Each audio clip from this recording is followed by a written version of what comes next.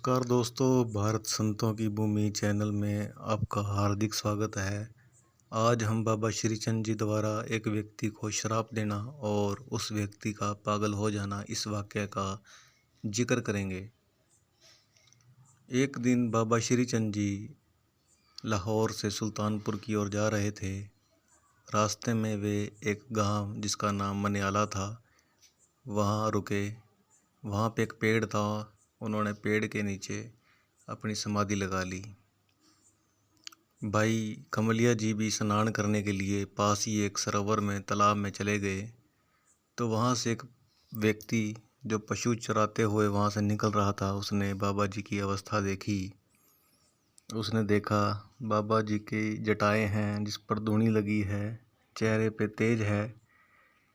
तो वह भागता हुआ अपने गांव में गया और गांव वालों को सारे वाक़या का वृतांत सुनाया।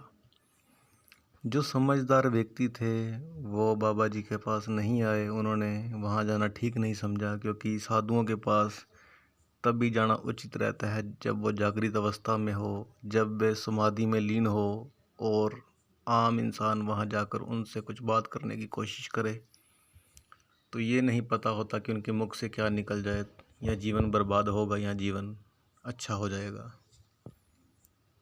तो वो व्यक्ति कुछ बच्चों को लेकर वहाँ आ गया। भाई कमलिया जी को आता देख वे बच्चे वहाँ से भाग गए, परंतु वह व्यक्ति वहीं खड़ा रहा। भाई कमलिया जी ने आते ही कहा, ओ पागल, तुझे समझ नहीं है कि ये सिद्ध पुरुष हैं, समाधि में लीन हैं।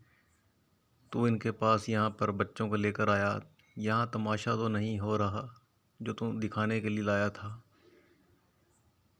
बाबा कमलिया जी के मुख से ये शब्द निकले, पागल। तो वह व्यक्ति गांव में आता आता वापस पागल हो गया। वह यही बातें किए जा रहा था, वहाँ एक बाबा है, वहाँ एक बाबा है, खड़ा है बाबा है वहाँ। तो लोग समझ गए कि कुछ तो हुआ है। वे सभी समझदार जो गांव के बूढ़े थे और कुछ समझदार व्यक्ति पेड़ के पास आए और भाई कमलिया जी से माफ़ी मांगी। तो भाई कमलिया जी ने उनको कुछ देर रुकने के लिए बोला। तो 3 दिन बाद बाबा जी की समाधि टूटी और बाबा ने मुख से कहा कि इस गांव में एक पागल जरूर होगा।